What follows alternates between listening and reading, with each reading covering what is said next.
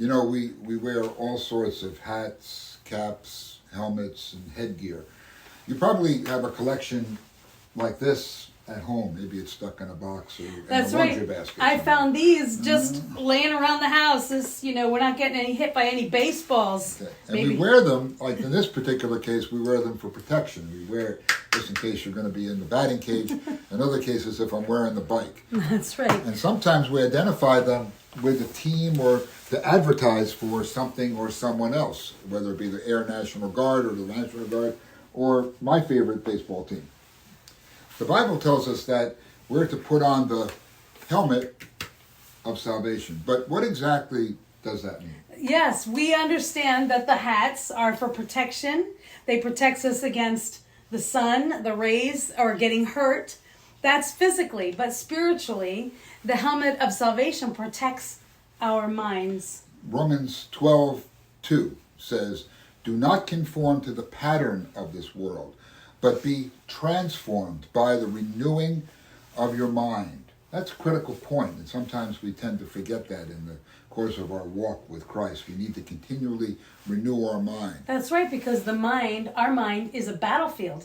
And Satan knows that that's where we are weakest. It's also fertile ground for the enemy in any way, shape, or form, whether the enemy is Satan himself or even what we conjure up in our own brains. Exactly.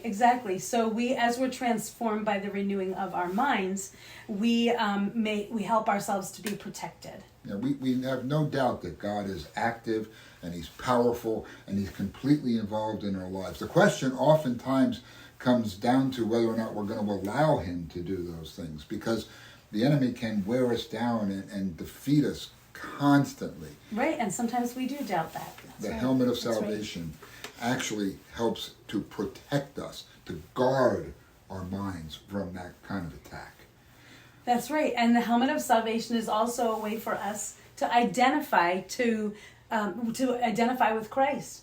We let Satan know that we are off limits, that Christ is ruler of our lives, and we're trusting Him, and He has no right to take control of us. So even as we're identifying with our favorite sports team or with my favorite motorcycle, we also know that we have to identify ourselves and say, we are a child of God, protected by God, and Satan, you just leave us alone. That's right. Not today, Satan. Not today, Satan.